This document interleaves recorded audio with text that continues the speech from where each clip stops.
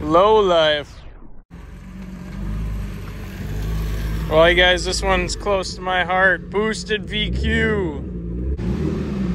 Love this car. Boosted VQ G37S. Yeah. Beautiful. Stop. Look at that fitment. That's nice. I like that. The front fitment needs the front could use some spaces, but the rear is like right there. Yeah. This thing's still clean though. Yeah. Ceramic coating is super easy. It was my first time doing it. Yeah, she's shining. So I did what I always do, guys. I didn't film shit. But here's what we got. Boosted performance mid-mount kit. All the bells, whistles. This thing's even got a built motor. I'm not going to go into the whole story on this. Maybe we'll do a video with him one day. But we just had that turbo out because we were replacing both the upstream O2 sensors. Quite the job when you got this setup going down here. But we're all finished up.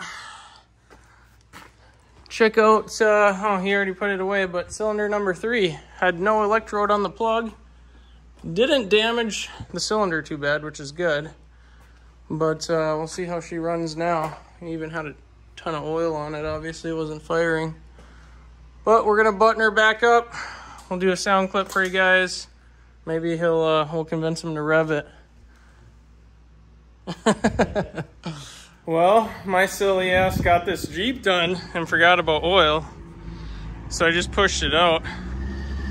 It's a whole new day and we're seeing the G again. I'll show you guys why we're seeing it again, because we found some stuff we did not want to find in cylinder 3. And we got to look at it again, so we're going to do that. A little bit more. Right about there. So, moment of truth. We found damage on cylinder 3. What was that, yesterday? Sunday? Yeah, 2 days ago. Let's see how she looks.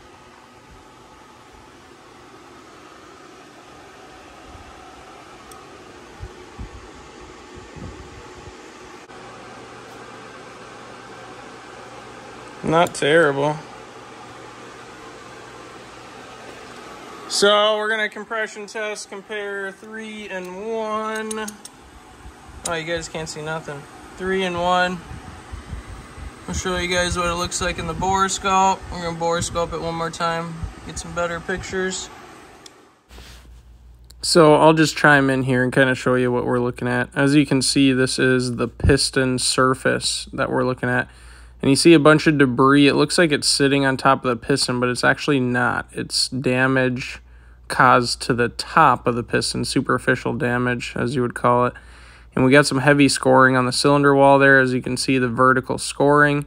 You can still see cross-hatching, which is good. And if you run modal, you'll notice that oil there is actually sticking fairly well to the cylinder wall. Now, modal is a phenomenal oil to run, especially their higher end stuff on a boosted application. But as you can see, we obviously have some heavy scoring that's causing oil to build up on top of the piston. So what this does and what this can do, it can actually affect the compression ratio of that cylinder, meaning oil is actually taking up excess volume inside the cylinder. And secondly, you want to kind of keep an eye on it. This is why we checked it twice after putting a new spark plug in. We wanted to see if there's any further damage, which there was not. But damage on the piston. Also, as you'll see, I'm trying to move the borescope around so I can see the cylinder head. You know, finally I get the angle on it and we start seeing the top of the head. The head has the same kind of damage that the piston has, which is essentially a bunch of denting from the spark plug electrode making contact with the top of the piston and the cylinder head. So what ended up happening here was the motor leaned out due to a fuel pump issue, and we actually had the electrode on the spark plug was completely gone. So it actually came into the cylinder, got chewed up by the piston, eventually spit out of the exhaust valve. Now, what we were really looking for is any kind of valve train damage, which we did not see, which is a good thing. But handy tool to have if you ever have any kind of engine issues.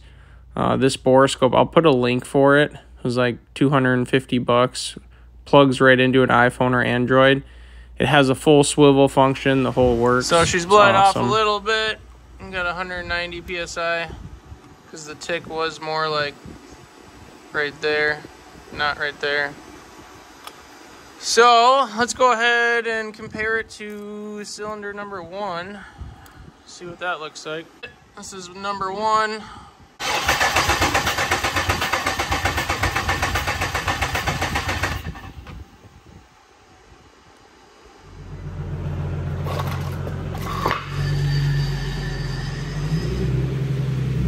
This clutch fork rattles a little, twin disc. But we're gonna go for a cruise in this. You guys are gonna see how savage this car actually is, because it is savage.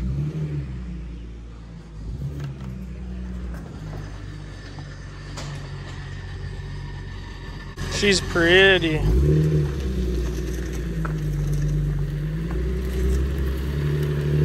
Prime. Yeah, that sounds good. Plus the seats up quite a bit. Oh yeah. Forgot where the controls are on these. There we go. I should know. I want one of these. Yeah, I was gonna say. It's tricked out with the gauges. Otherwise, mostly stock interior. Fully functional sedan.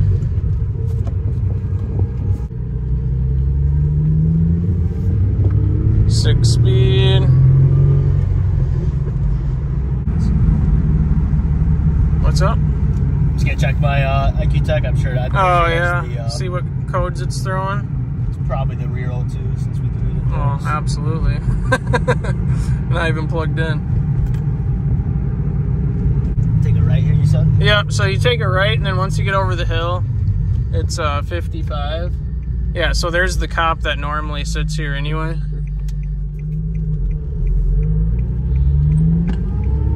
The map 2 here for you. Map 2.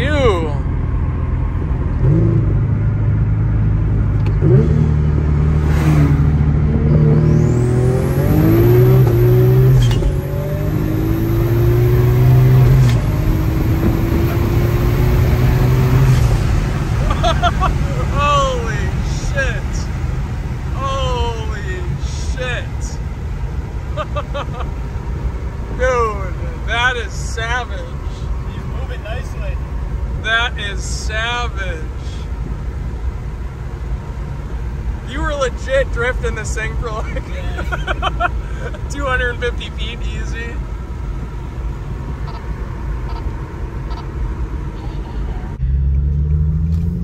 Yeah, I was too busy focusing on filming the Speedo. And all of a sudden I felt my ass like sideways. I suppose the tires are cold though. Yeah, it's always like that. It always spins. Is it? Yeah, it always spins second. Like to that extent? Yeah, yeah. Oh, I hate to see what happened if you actually hooked up.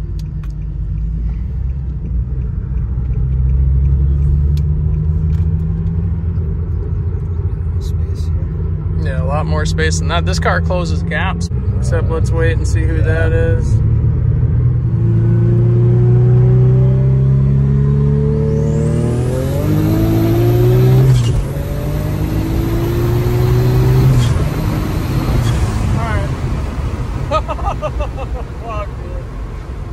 That's rowdy, bro. Oh no, I can tell that, but the amount of torque you feel when you fucking go to shift. Oh yeah. Like the shifts are just like savage is the only word I can describe. Because like a lot of cars, the torque falls off, you shift, they get back into torque. Yeah. This goes from freight train to nothing to freight train.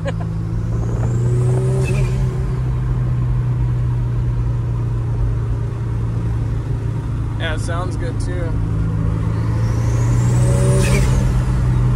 Yeah.